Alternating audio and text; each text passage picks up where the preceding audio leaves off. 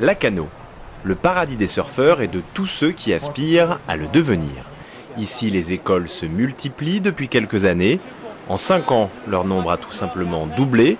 Les pratiquants sont également de plus en plus jeunes grâce à un matériel spécialement adapté, des planches plus légères fabriquées en mousse pour ne pas se faire mal dans les chutes.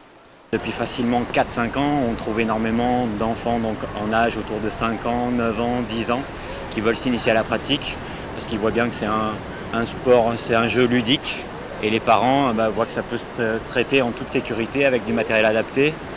Si chacun peut désormais trouver une planche adaptée à son niveau et son gabarit, la multiplication de l'offre a également eu un effet de levier sur le tarif des équipements.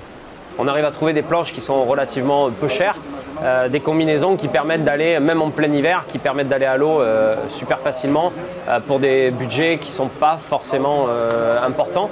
Donc du coup, c'est vrai que ça ouvre la porte à beaucoup plus de monde qu'autrefois.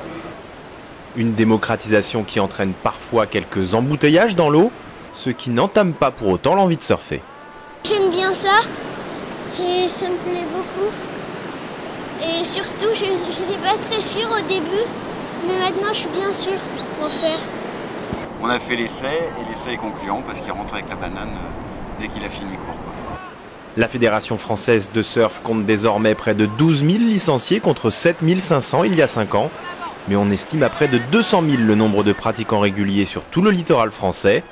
Et pour ceux que la saturation dans l'eau dérange, il suffit souvent de marcher quelques centaines de mètres sur une plage pour retrouver la tranquillité et des vagues vierges.